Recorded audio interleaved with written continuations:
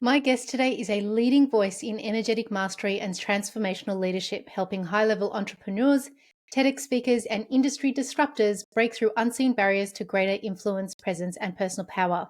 With 15 years of coaching experience and 2 decades of study, she has impacted over 6,000 people worldwide through her teaching, mentorship, and speaking. As the founder of Artemisia Energetics Academy and creator of the globally accredited Metatonic Completion Method, she guides leaders to ignite their innate magnetism, command space with embodied authority, and expand their impact through her signature fusion of magic, esoteric wisdom, and profound transformation. When she's not guiding visionary leaders, you'll find her exploring the edges of consciousness and personal mastery. In this episode, we talk about sexuality, facing our shadows, and the wisdom that is available to us when we experience loss, and how we can transform our grief into our legacy. Enjoy the episode.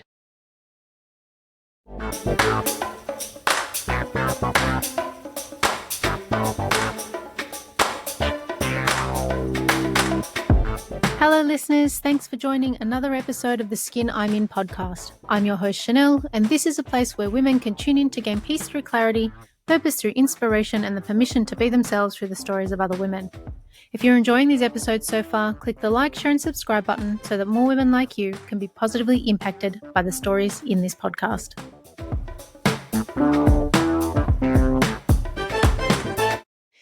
Welcome to the Skin I'm In podcast, Jessicka. It's great to have you on the show. So excited to be here, Chanel. Thank you for having me. We are going to talk about some things today. So, you do shamanic shadow work. What is that? Who can it help? How does it help people? I love that you framed that you would dive right in. And I'm like, well, okay, first question. Excellent. Let's do it. Yeah. So, shamanic shadow work.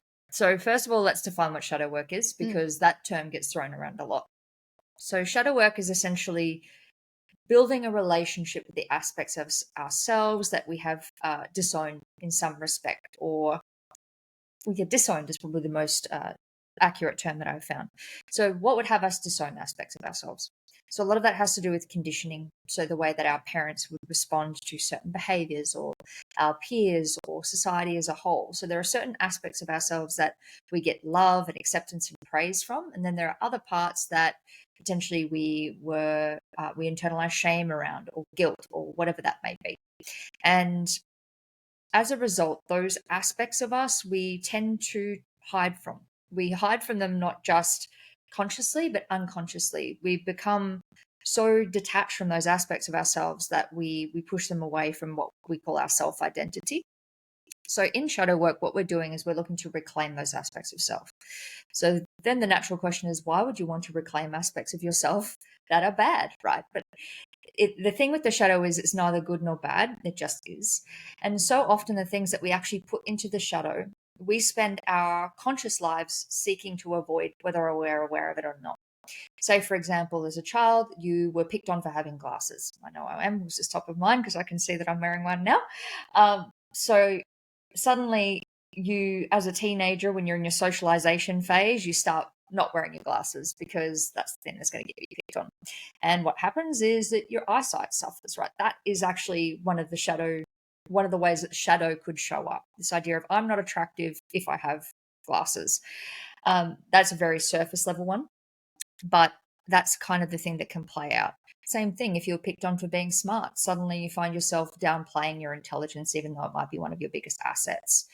And even into those things that potentially are deemed by society as less desirable, say, for example, your eroticism, your sexuality, suddenly you find that you actually can't access the level of sexual pleasure or fulfillment that you might otherwise, because of the fact that you have thought it's naughty, dirty, bad, or whatever it may be.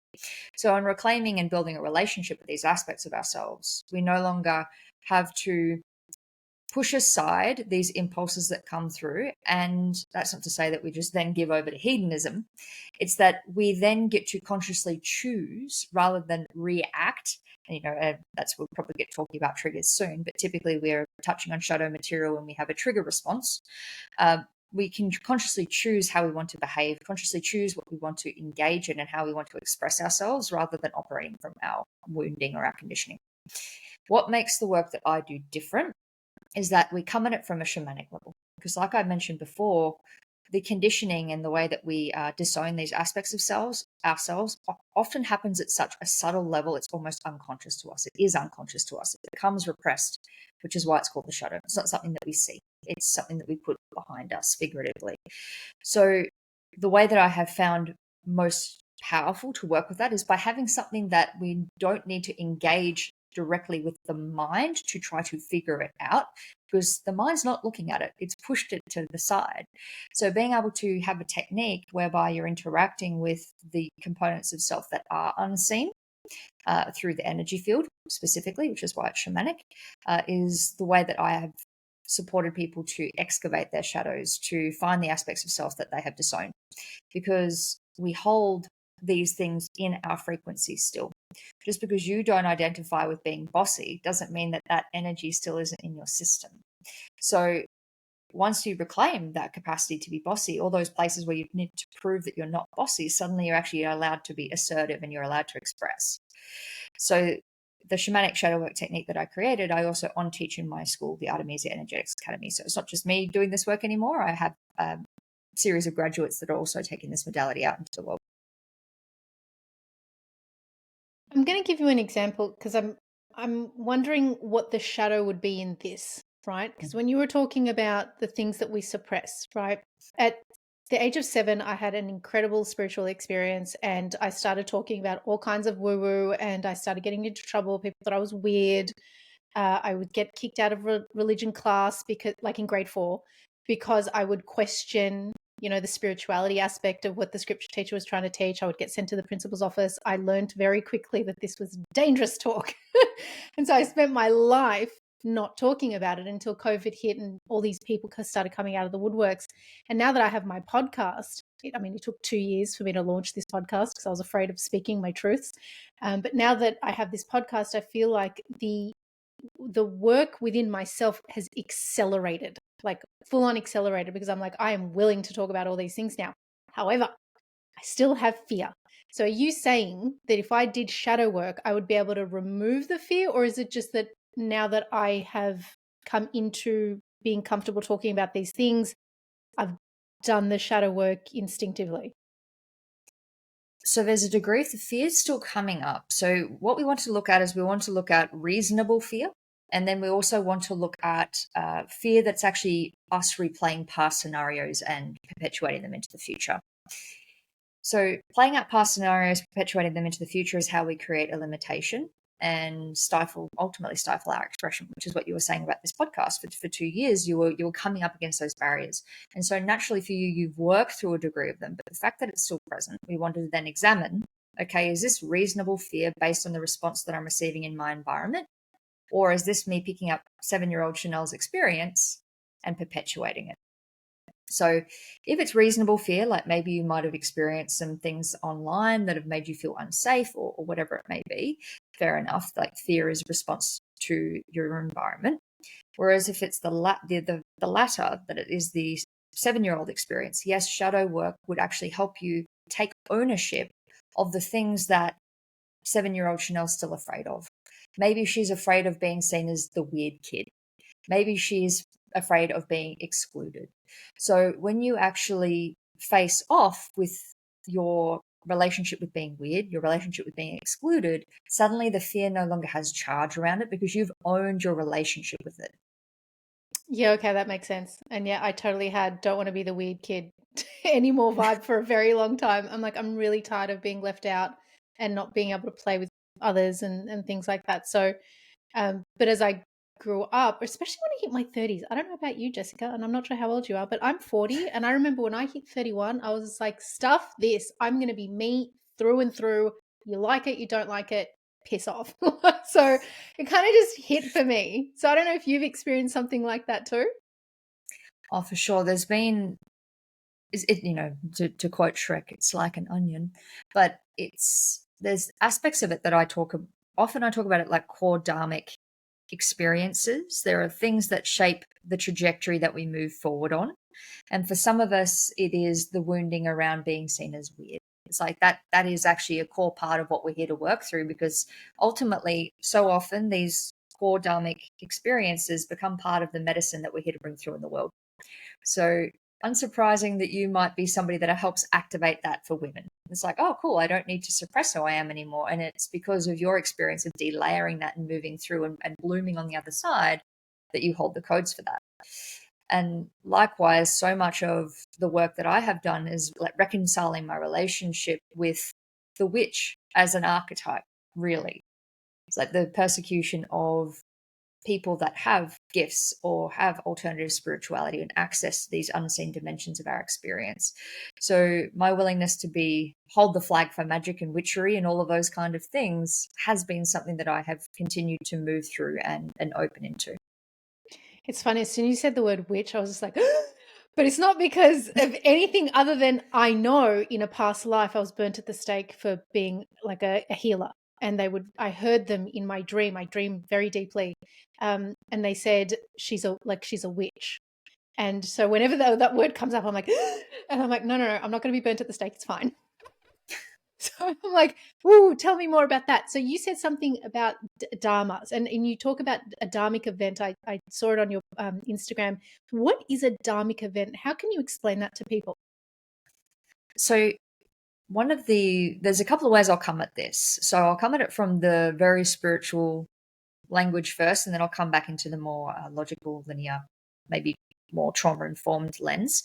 So from a spiritual lens, it's the idea that there are core events that in your lifetime are here to shape the person you become. It's almost like related to the karma that you have accrued over lifetimes, and there will be certain experiences in this life that will take you on a certain trajectory and shape you. Often those core dharmic events are things that we spend a lot of time healing around. They tend to be the things where we continue to have new levels of discovery around who we are and how we respond in the world, and the things that touch us deeply. So those are the ways that I would describe a dharmic event in a more spiritual lens. From a more practical, psychological, trauma-informed lens, it is those significant, highly charged events that then inform the way that we respond to relationship, environment, and how we go about day-to-day life. And can dharma come from past lives, or exist like current life? So depending on your structure of how you see time, yes, it's viewed as this idea that we are infinite souls that incarnate repeatedly. And so our dharmic path in this lifetime is in response to the ways that we've lived previously. And how would you know the difference, or is that just dependent on your belief system? Because I think you just said your structure. So I'm like, is that just dependent on my belief system? And I believe that I've reincarnated and I'm, whatever. And there are a lot of people that don't believe in that. Yes, pretty much. It comes down to, and as you were saying before, I'll take it back to that little conversation that opened up around being burnt at the stake. So you could look, and this is a hypothesis before I go into reading energy or anything like that, just hypothetically, it's the idea that it's probably a dharmic event that you are involved in healing because you were a witch in a past life. It's like this lifetime you are resolving your relationship around being seen in that degree of power and supporting other people. Because whatever was wounded back then is seeking resolution now. Oh, yes. Tingly, tingly. I feel that. Yeah, I feel that. I feel that deeply. I remember having that dream, and I woke up and I had it multiple times. And so I was like, what is this? Where am I? Where am I going? Who am I? Why am I in chains? Why am I in a well? Like, those olden days, but they look like wells, but they were like little dungeons in the ground and they had coverings at the top. And so I'm like, where am I? And I remember seeing this woman who is now my spiritual guide and mentor. And one of the first things she said to me is, you dream deeply, don't you? And I was like, who told you? How do you know this? And she told me about this life that she believes that I've had. And I'm like, dude, you literally just explained my dream. And so I was just like, holy moly. But I do feel like even when you said that, my resistance in this lifetime to speak about natural medicines, holistic healing. I've gone on my own journey in the last, let's say, 8, maybe 10 years now of trying to heal emotional trauma. I'm now working on like healing emotional trauma stored in the body because I'm feeling pain in areas. And I'm like, I've done everything you can possibly think of in the physical possible way, like osteo, chiro, physio, everything, needles, those suction cups. I've done everything. Pain won't go away. And I'm like, no, I feel like this is emotional stuff. This is emotional stuff that I'm holding in certain parts of my body. And so now I'm doing homeopathy to clear that. And it's been an incredible journey. But I am still coming across these amazing healing modalities. Like I'm like, oh, I want to do my shadow work now. And and there's this like family constellations. I was like, oh, let me dip my toes into that too. So I just find it so interesting. Who do you have coming to you then? Like what's the kind of, what are people coming to you most with, is probably the way that I should frame that. Yeah. Who's coming to you and why? So I support a lot of other people that are in leadership.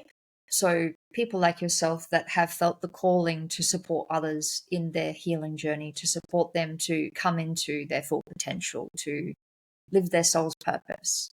So I tend to support leaders is probably the simplest way to put it.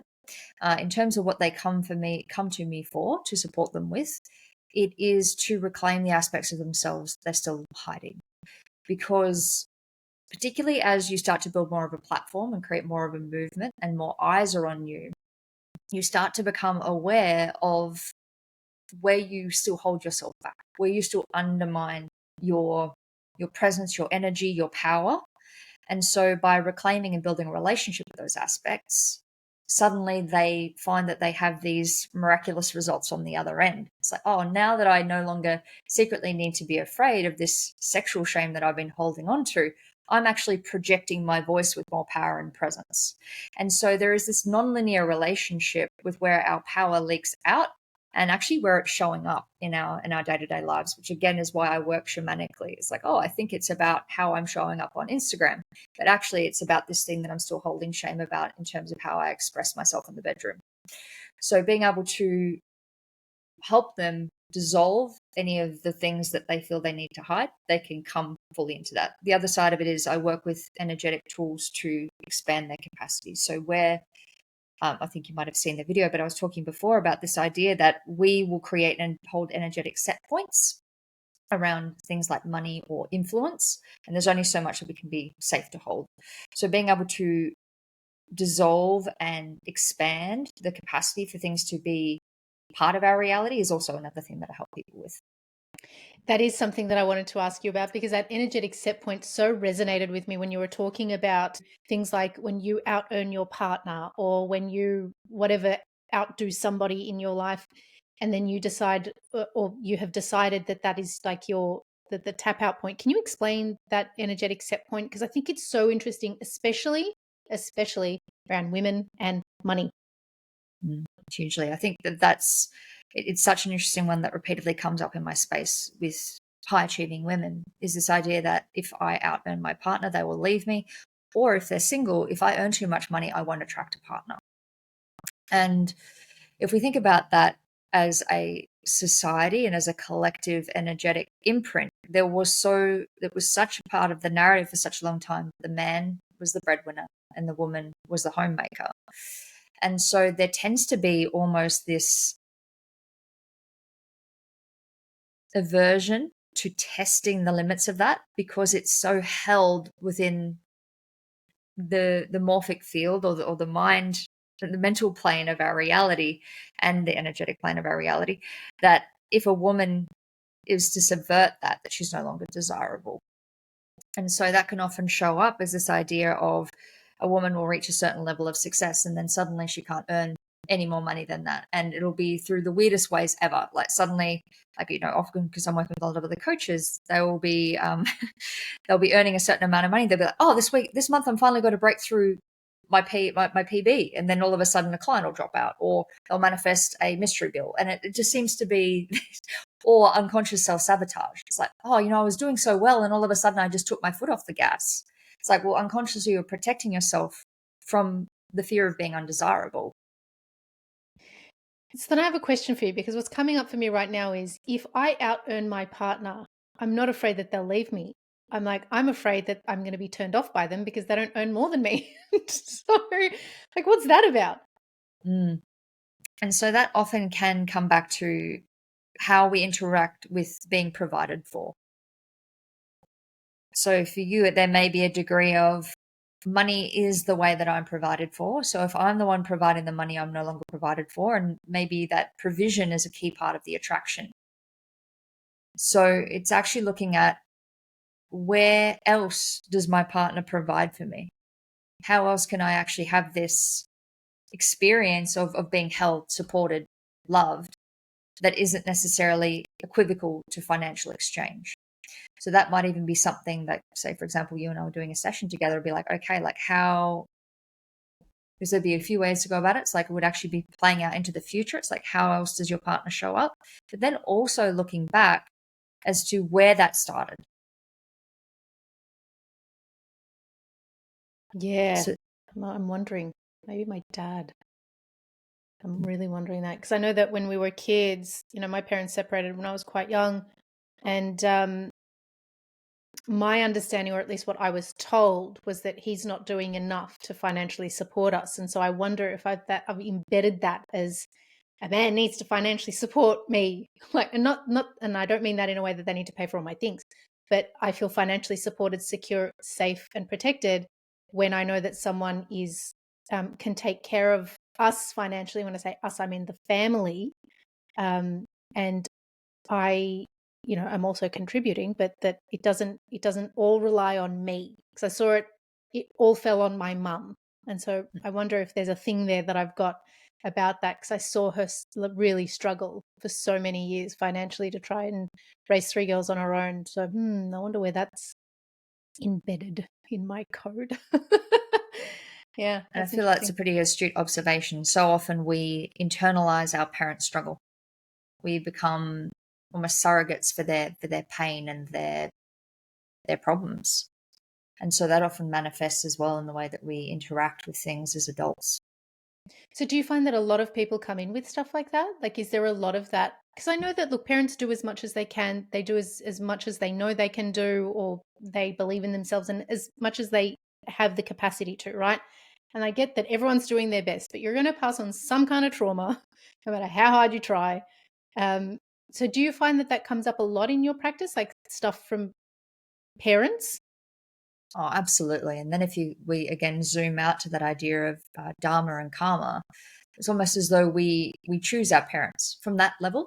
We choose the people that are going to catalyze and plant the seeds for the things that we need to experience to become who we really are and what we want to experience in this lifetime. So as much as there is that degree of pain, and I also have brought this concept up with a few clients. It's like, what do you mean? My dad would choose to leave me when I was 5. It's like, that's not to say, oh, that's great, just accept it and move on. Like, it's not about spiritual bypassing. It's about being able to find a lens through which to look at it to reap the gold without being stifled under the pain of the thing.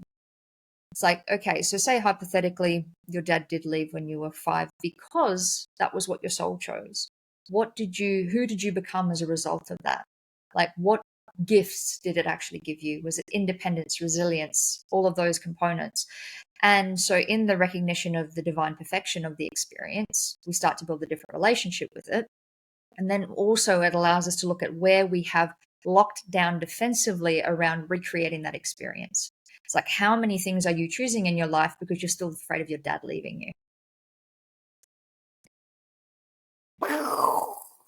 Like, there was so much tingles in what you just said, just to even look at that differently. Like, even in that moment where you said, if I look at, I'm super independent, I'm unbelievably resilient, I am so resourceful, people come to me when they want to, get out of situations, because I'm like, all right, this is what we do, ABC, you need to plan for this, we need to get this prepared. Like, I've become so good at managing difficult situations. And if it wasn't for my upbringing, I don't think that I would have had that. And so to look at it and be like, you know what, it doesn't actually really have a lot to do with my dad. He served his purpose in my soul's mission developing. And now that I just take that on, and there's a freedom in that. I feel really free about that. I'm like, it's got nothing to do with him, really. This is what I chose. I came here for this, and I went through it, and it's made me the woman that I am today, to be able to have the platform that I have and the podcast, and I get to speak to amazing people like you and some of the other guests about doing this work. That feels good. And that's ultimately where looking for those opportunities to empower oneself through experiences that where usually we do experience adversity. And that's not to say that you don't want to then go look at the painful parts. It's like, take the gold, get yourself into a position where you're like, actually, I see how this has served me. And then look at all of the things that still feel tender, vulnerable, meet those parts of yourself that felt too much before, because you're better resourced from a place of power to do that. Yeah, I mean, I've already, my brain's ticking over. Where else do I do this in my life? Where else do I want to exercise my resilience and my resourcefulness? And I can do this alone. So many, so many. Let me take out my book. What led you to this work? Because this is unbelievable. Like, what led you to this work? It's interesting, and I'm sure you probably have a similar story, Chanel. It's like it's connecting the dots, looking backwards. Like, even when you tell me about that experience of you being the kid that spoke out in religion class, it's like, oh, of course, all of this was leading you here, right? I think that when we connect the dots, looking backwards, it always was going to be the way that it is. But to play the story forward through time, what really led me to this work was my own journey of trying to rebuild my life. I had an eating disorder when I was younger, which led me down the path of personal training. And so I was a fitness professional for a good 10 years. And during that time, what I continually observed was that people would come in, they would want to lose weight or whatever it might be. They'd lose the weight and they'd still be miserable. And so that planted a seed for me around this idea of, well, it's not just the body, there is more here, which inevitably led me down the mindset route. In amongst all of this, though, I also went through my own personal, one of my personal dharmic events is that my late husband passed away when he was only 36.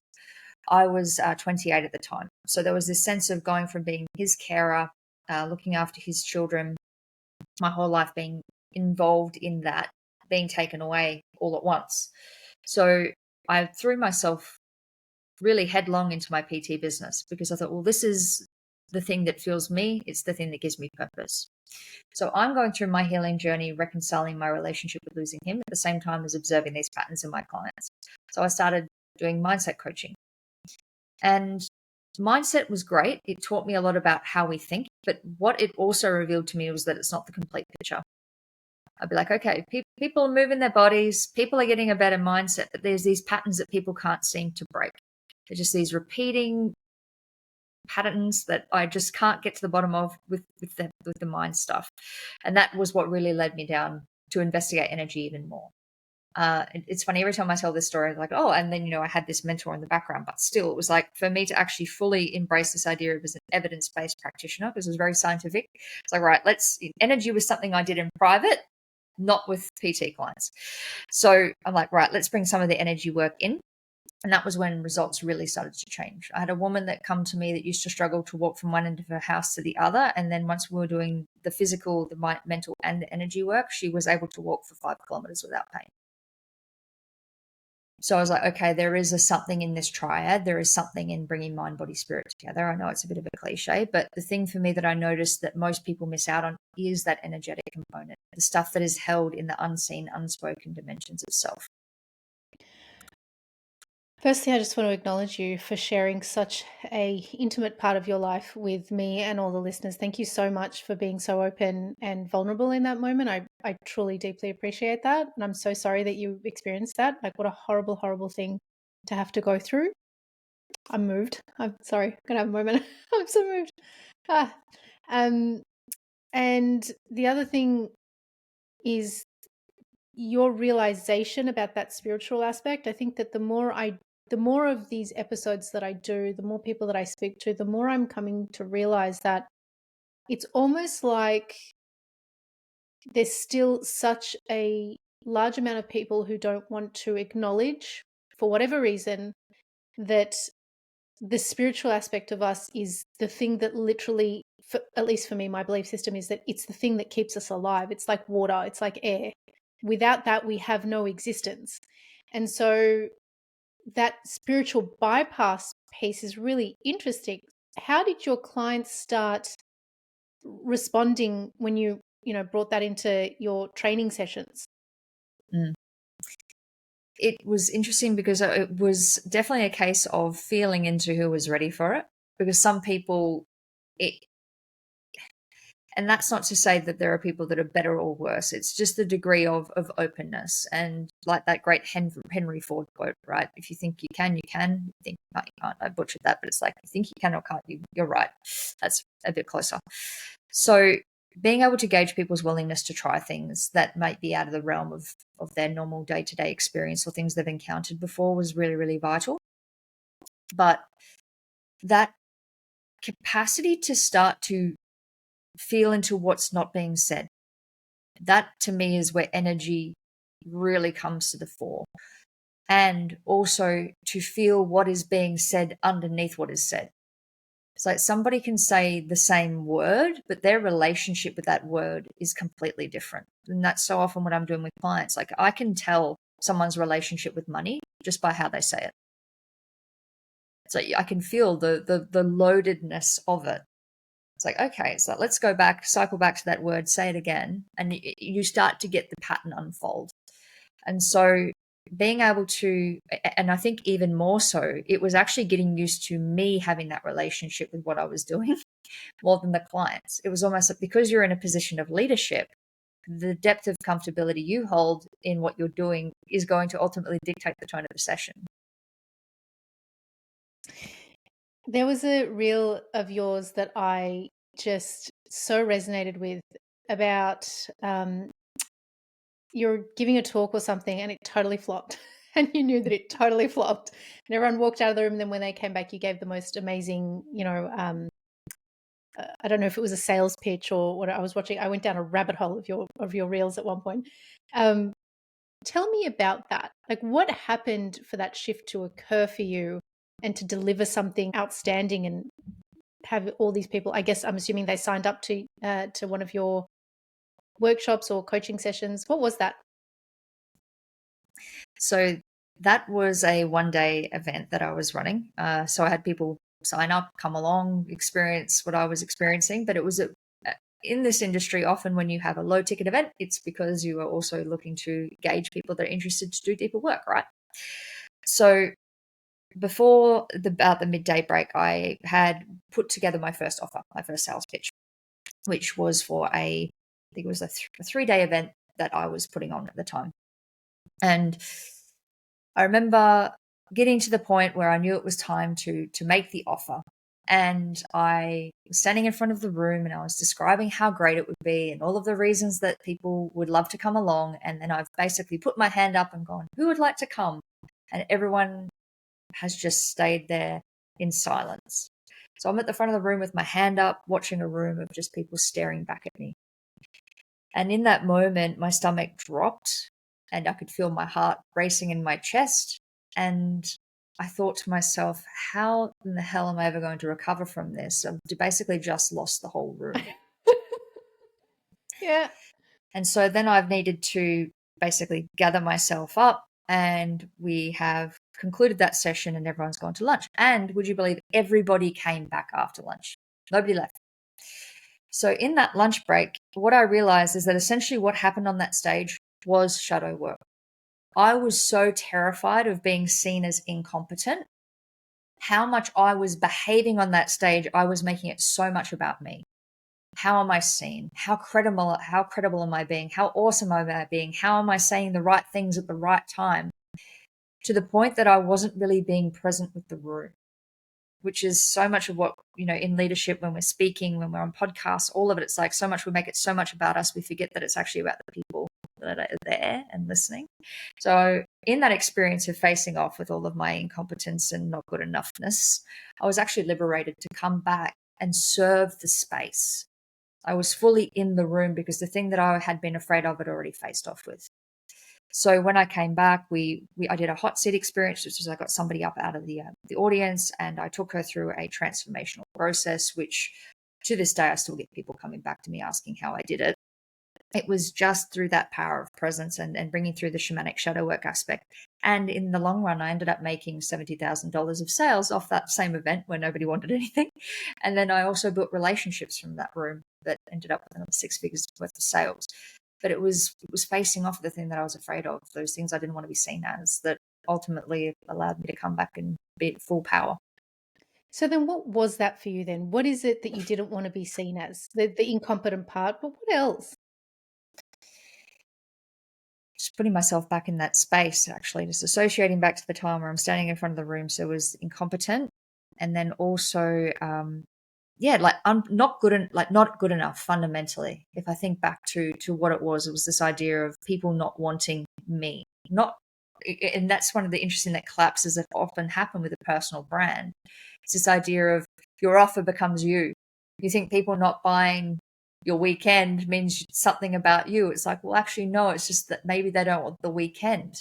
It's like reconfigure the offer. Don't think it's something fundamentally wrong with you. So that, I think, was a big collapse that was happening for me during that experience, for sure. And I think a lot of women experience that too. And it's one of the things, the reasons why I'm interested in finding out what it was for you, because there is such a veil of we're not good enough everywhere in so many different areas of our life. And, it's one of the things that I deal with. It's, I'm not good enough and you can't tell me what to do. And so I'm like, it's constantly battling between those, or even, I don't even want to use the word battling, but it's almost like they're both negotiating with each other all the time in the back of my head with everything that I do. And huge reason as to why I didn't release this podcast for 2 years. I just sat there thinking, who's going to want to listen to me? And it's the first time I did something that wasn't actually for me, which is interesting, because the whole time I was like, what am I going to talk about? How am I going to sound interesting? I was like, no, hang on a second. What can I do to serve the people that are listening? How can I take them on the journey that I went on in their own way, but at least nudge them towards that? What conversations can we be having that we don't want to be having, that we should be having? And one of the things that keeps coming up, and I keep trying to resist in this conversation, is you keep talking about that sexuality piece, right?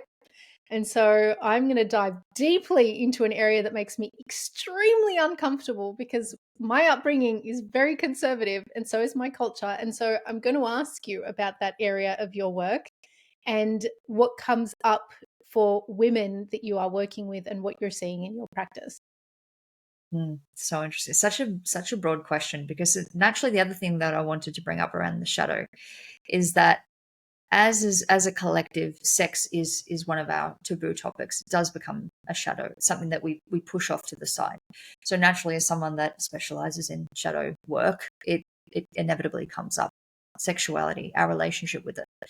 And so for women, it can be so diverse. It's one of those things where we can talk about some of the common ones, which is our relationship with control is so reflected in our relationship with sex as women. Even if we think about it from a biological perspective of what needs to happen for a woman to enter into a sexual scenario, there is such a high degree of surrender. It's like we need to put ourselves into a vulnerable position in order to engage sexually with somebody. So one of the biggest things that you see mirrored across is that degree of how safe we feel to surrender also shows up in business. So that need to control, that need to be on top of things, the overperforming, the overreaching, the burnout, all of those things are mirrored in the business, and it comes back to that relationship with surrender. So that's often a big one that I help women work through, is that capacity to surrender, and also to open up to be witnessed in the dimensions of themselves that feel vulnerable. And so often that is actually our raw eroticism. It's like, how comfortable with you are you actually with being seen as sexy, to be magnetic, to draw attention to you? It's like we think we want attention, we put our hair up, we put our makeup on, but then when we actually get it, how do you feel holding it? Yeah. I'm feeling that. I'm like, don't look at me. Don't look at me. It's so funny that you even say that. That's such a good point. Yeah. So then why, I've talked about it a couple of times on this podcast, that, and you brought it up just now too, that having to, I don't remember the word you used, but what I heard in my head was peacocking. I feel like we're having to overcompensate or act or again, I'm trying to think of the word that you use, perform, right? It's like we have to do like acrobatics, like, you know, they do in porn and stuff like that, which is unrealistic. And why do you think that is? Like, we've got such a social, it's so socially accepted now. Is that our true eroticism, or is that like a version that's been diluted into something that's not really who we are as women and how we're meant to show up in that space? Such an interesting question. I really love that. There's so many layers to it too, because there can be a degree of our erotic expression that is extravagant. It is lavish. It is performing. You know, there is a, we all crave significance on some level. We do like attention. So there is a degree of empowerment when we reconcile our relationship with wanting attention. So that can be part of it. But then, as you, I think, maybe you were alluding to in that, is that we have also been taught that that's what sexuality and eroticism looks like. And so often we seek outside of ourselves to try things on that we're not really in our body to begin with, to feel how this feels on me. It's like, oh, you know, I'm wearing the right thing, I'm doing the right thing, but how am I feeling about it? And so some of that might be conditioning, things that we've been taught we shouldn't feel or shouldn't enjoy or shouldn't like. But then there may actually be things that aren't for you. But because you've not been given a safe space or the permission slip to explore that, we then kind of chop our limbs off and expect ourselves to feel good about how we're showing up sexually. It's like, well, actually, no, you need to be able to feel safe to explore what is and isn't for you.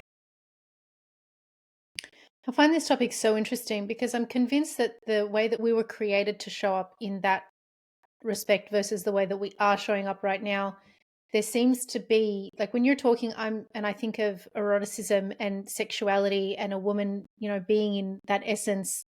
I think of really ancient times and the lavishness of, like, you know, the female pharaohs and you know, Cleopatras and all that kind of stuff. For some reason, comes up to me because I'm like, she, like, or at least what we know of her, epitomizes that sex appeal. Like, she got men to do things for her that were ridiculous, you know. And yet we live in a time where no matter how much you sleep around, you cannot get men to do anything for you. So it's that, like, emptiness. I feel like there's an emptiness to it now where perhaps in ancient times, and I don't know why this is coming up for me. I'm like, for some reason, I feel full-bodied when I think of the women of our past, the generations before us, basically. And I don't know why I'm sensing that, but it just feels really empty to me, what is happening now. And I wonder, and I'd love your perspective on this, is it that there is a lot of we're not good enough, or we have to try and prove ourselves in this space? Is that what it is? I feel that there is a degree of pick me energy that comes up with it. So there is like a desire to be chosen rather than really giving from a full cup, which is, as you, even as I was listening to you articulate about those archetypes of Cleopatra and bits and pieces, like that was eroticism that was from an overflowing cup. It's like, this is happening whether or not you show up to the party or not. Whereas now there is almost this sort of sense of, oh, I will put this on, but this is just for you. It's like, you know, if you don't come to the party, the fountain turns off. And so hence why there is this kind of sense of it's a transactional relationship rather than you being in your full-bodied expression of the erotic. Yeah. And I wonder why in certain cultures it's so suppressed. Like I said, you know, I don't come from a culture that we talk about these things. In the eyes of my culture, women only have sex with their husbands. And regardless of how that experience is, it doesn't matter. You just shut up and you do your duty. And so I come from it's your duty. But that isn't how I've seen it in my life. And I've always been so afraid to talk about it because it was like, well, I'm stepping outside of the cultural lines. I'm stepping outside of my family lines. And one of the things that I guess I really see in this area that perhaps I don't come across enough is that, and it's interesting you said, because it's just for you, right? When you were saying, I'm going to do this if it's just for you. In my mind, it's how comfortable do I feel to open myself up to the person that I want to share my body with, to share my energy with, to share all of me with, because for them, it's you're actually inside of a woman, right? Mm. Whereas I find that on the flip side, and what I see in society is how many partners can I have and how sexual can I be to be seen as sexy? Yeah, Because to me, it's not it's about also, the amount of people you sleep with. It's about how free you feel with the person that you're with. With that, is that like is that embodying sexuality? Like, I feel like it's your relationship with your own pleasure first and foremost. Okay, yeah. It's like it's an interesting thing with sex. It's almost that 1 + 1 = 3. It is really what an ideal sexual encounter would be. Oh, I'm saying hypothetically, you could have multiple people involved, but say it's two partners. Yes, okay. So you've got 1 + 1 Yeah. = 3. And so, but the thing is, we've been taught as a society that it's like we have, it is so dependent on the other for the thing to happen. But if you are fully showing up in your pleasure and your partner's fully showing up in your pleasure, then you create this thing that is larger than the sum of the two. So if you are going around and you're having sexual relationships to prove that you're sexy, you're waiting for the other person to come in and complete the puzzle. It's like, actually, if I know that I'm sexy and I know that I have an embodied relationship with my pleasure and I own what turns me the hell on, suddenly it's like, that's naturally sexy because it's not dependent on someone telling me yes or no. Does Yeah, I that get answer the that. question? It does. And it's funny because as soon as you start talking about how I show up, and I'm like, squirm, squirm. So, like I know I need to do work in this area, and it still is so uncomfortable for me to even be talking about it. So even in the questions that I'm asking, I'm like, I am dancing around bushes trying to ask questions that I don't even really have articulated for myself, because I was like, when you said it, I came up with a wall. I was like, let's deal with it. Let's push past it. And so I feel like I'm fumbling even to be able to, even discover what this area, like how to have freedom in this area, or how other people experience the freedom in this area. And so, yeah, it's funny. I'm like squirmy, squirmy in so many ways. You're doing well. You're doing embodied shadow work right now. Woo! This is what it is. Yeah, I'm like, let's face this stuff. But I mean, look, I know why this work is so important to me. I don't know what it is, but I feel called to do all of my healing. I call it my trauma onion. That Shrek thing keeps coming up on this podcast, which is funny because I'm like, I don't remember that part in Shrek, but I call it the trauma onion lovingly. Because, the closer you get to the core, the more you cry, the more it hurts, the more it stings. So, like, but give me another layer, like, let me peel. So I feel called to do this in my life, to have these conversations. Why does this work mean so much to you? To come back to that experience, like it's one of those interesting things. Going to be very raw in this response. Watching your response to me sharing about my husband, it was a moment where I often, sometimes, because this has been such a big part of my experience for over 7 years now, I'm like, oh, that is a significant thing to have happen. And yet it is still such a huge part of what motivates my day to day and the way that I live my life. But it's like how that which, the water that you swim in, you forget that you're in water, that kind of experience. But when it comes to why this work matters to me, when my husband was diagnosed at 35 with pancreatic cancer, it brought things into such sharp focus around that we do not have any guarantees around how long we go.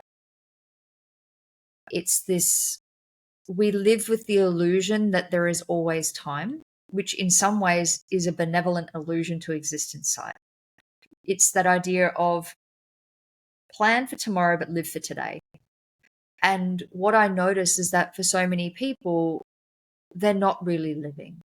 They are making decisions based on what they have been taught to want. They're making decisions based on what they've been conditioned is right or normal, rather than the things that really set their soul on fire.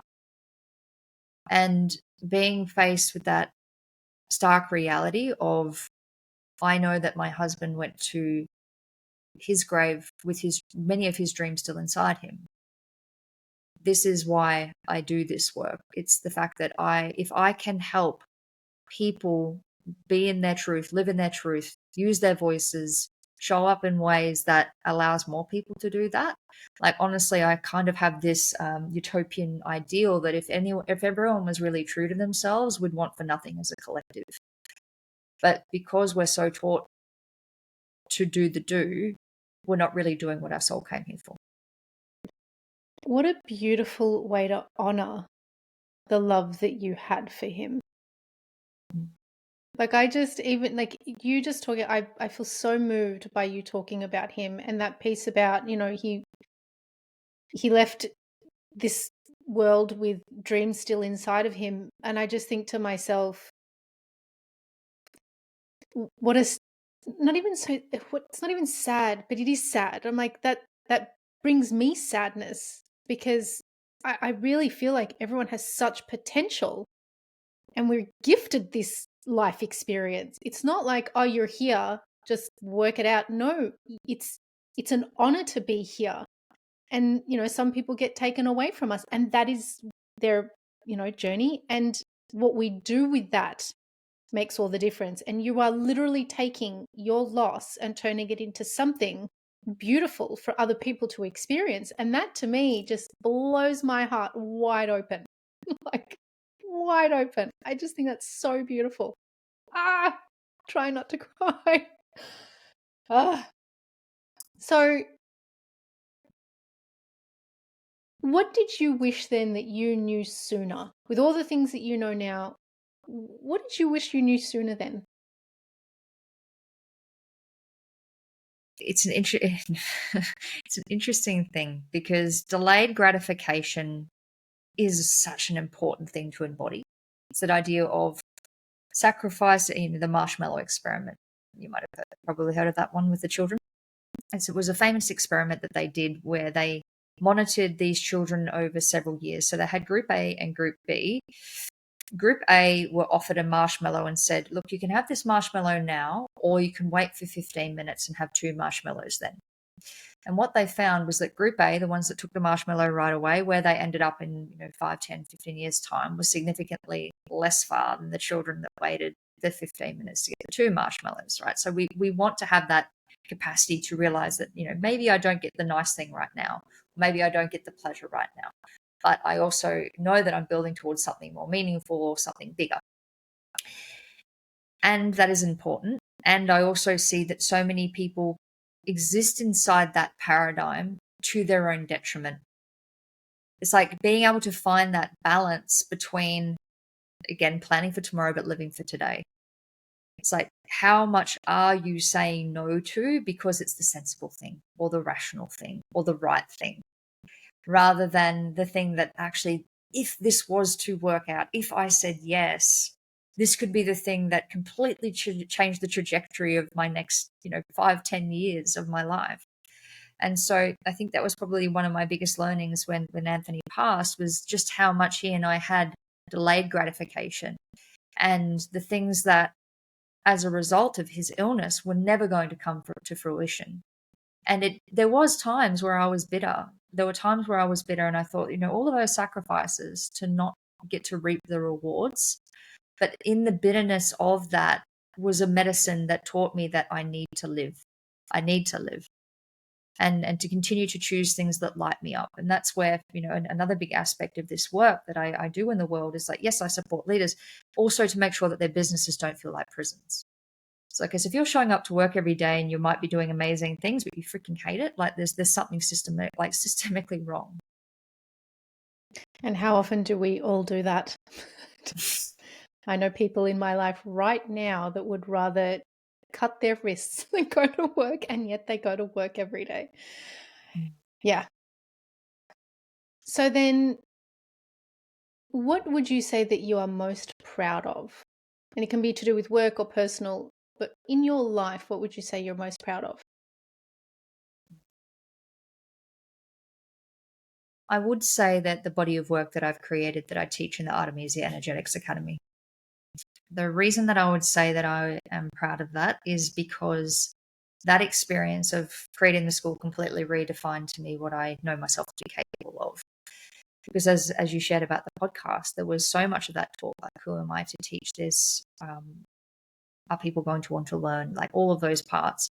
But then hilariously, part of what drove me along was people kept asking me, teach me how to do what it is that you do. And so I'm like, okay, there is a want here, but needing to get out of my own way so much to get to a point that not only did I create the school, I also went and got it accredited with the International Institute of Complementary Therapists. So it is a recognizable, insurable modality that meets equality standards. So I went through a lot to actually get it to that level as well. So to then have that as a body of work that I know people are possibly running sessions right now without me using the same tool that I had to get out of my own way to create, there is a degree of, oh, this is something that will live beyond me. And that feels deeply gratifying. So then I guess that's deeply intertwined with the legacy you want to leave behind. And how would you articulate what that legacy is? It's something that I feel I hear repeated quite often, but I think there is a reason that it's repeated quite often, is that I would love to leave a pathway for people to be able to walk themselves home. I felt that. I felt that so deeply. Yeah. Let's take all the guys and gals home is how I feel. You know, light up the world with our own healing. Yeah. I love that. And what a way to get into my favorite question of all, and the one that I ask all my guests. Jessicka, what do you love about being a woman? What I love about being a woman, it's been a non-linear relationship with me with womanhood, actually. There was a period of time where I desperately wished I was a man. Amen, sister. Yep. And I struggled a lot finding female voices that I resonated with, particularly as a young person. There was so much around femininity and the expression of femininity that I did not align with. I was like, I don't understand this, and as we said, performance of femininity. It's not how I feel inside. So what I love about woman is that she has such the power to be, she's like the ultimate paradox.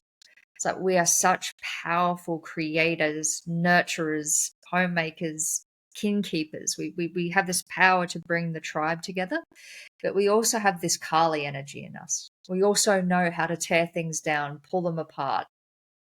And that creative and destructive power that each of us embodies, it's wild, it's chaotic, it's like nature itself. And I think that's one thing that I love about being a woman, is it reminds me how connected we are with nature. Oh, that's got to be one of the most spiritual responses to that question I've ever heard. Oh, Jessicka, seriously, it's been such a pleasure to have this conversation with you. Please tell the listeners where they can find you and how they can work with you. So best place to find me is probably on Instagram under at the Jessicka Anne. And in terms of work together, if you know that you have big dreams and you don't want to die with them inside you, then the best place to start is probably with the initiation. It is a 3-day event where we clear out all of the things that you have told yourself you're unable to do, the things you have felt unable to hold, and all of the conditioning around what's been stifling the full power of your legacy, and allow you to step fully into the version that goes and do the thing in the world. What a beautiful opportunity you're creating for people. Oh my God. And I love that you've called it the initiation. Yes. Thank you. Oh, if you are interested in connecting with Jessicka, I will include in the episode description and across socials links and ways you can do that. So if you haven't already, head on over to Spotify, Instagram, and YouTube and follow the Skin I'm In podcast to be the first to know when new episodes drop. Jessicka, thank you so much for being a guest on the Skin I'm In podcast. Thank you so much for all of the work that you're doing in the world, Chanel, and thanks for having me. Ditto. The work Jessicka is doing in the world is truly inspiring. As someone who has spent over a decade unlearning and peeling back the layers of my own trauma onion, I've come to deeply understand my triggers and how my shadows show up in life. Healing is not a linear process. It is a journey of uncovering, of feeling and integrating.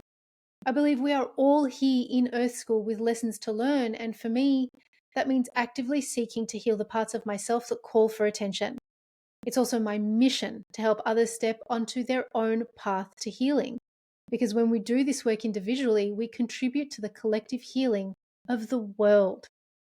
Shadow work is yet another modality that truly fascinates me, revealing the hidden aspects of ourselves that shape our patterns, relationships, and self-perception.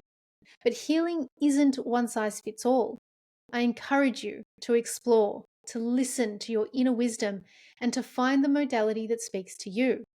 Whether it is shadow work or perhaps therapy, meditation, breathwork, energy healing, family constellations, or something else entirely, trust that your soul knows the way. What parts of you are you asking to be seen? What truth is waiting to be acknowledged for you? I want you to sit with those questions.